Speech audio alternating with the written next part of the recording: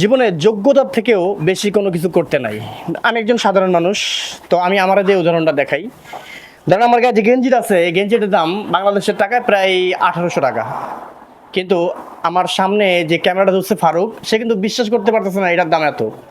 মূলত আমার গায়ে যদি এখানকার টাকায় 10 টাকার গেঞ্জি থাকতো তাহলে কিন্তু ফারুক বিশ্বাস করতো, কিন্তু এখানকার টাকায় 70 টাকার গেঞ্জিটা কিনা কিন্তু ফারুক বিশ্বাস করতে পারতেছে না। ঠিক একইভাবে যে যেরকম তার কিন্তু সেরকমই চলা উচিত, বা যে যেরকম পাওনা তারে সেরকমই দেওয়া উচিত।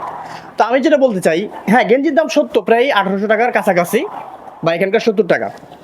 কিন্তু আমি যদি 10 টাকা দামের গেঞ্জি কিনতাম সবাই বিশ্বাস করতো, কিন্তু এখন 70 টাকা দামের গেঞ্জি কিনা সত্ত্বেও কেউ বিশ্বাস করতেছে না। আপনি দেখবেন সমাজে চলার ভিতরে অনেক মানুষ আছে যাদেরকে আপনি সম্মান করেন, যাদেরকে আপনি ভালোবাসেন, যাদেরকে আপনি অনেক কিছু দেন, কিন্তু তারা ততটুকু পাওনা না। তো যোগ্যতার থেকেও বেশি কোনো জায়গায় কাউরে কোনো কিছু দেওয়া ঠিক না। আপনি কারে দিবেন? আপন বলি, পর বলি, প্রেমিকা বলি, বউ বলি, স্ত্রী বলি, সন্তান বলি, বাপ মা বলি, মনে রাখবেন যে যতটুকু পাওনা তার থেকে কখনোই বেশি দেবেন না। ভালোবাসা যে যতটুকু পাওনা তারে যদি বেশি ভালোবাসেন, সে আপনাকে মূল্য দিবে না। যাকে সম্মান দেওয়ার যতটুকু দরকার তার থেকে যদি বেশি দেন, তাহলে আপনি মূল্য পাবেন না। আমরা আসি অনেক সময় অনেকে যেটা করি যে একজনে ডাকার আগে চলে যায় গা।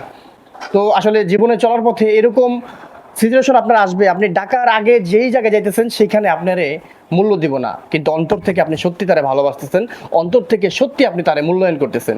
কিন্তু বেশি করা যাবে না, এটা আমি আমার নিজের জীবন থেকে বলতেছি।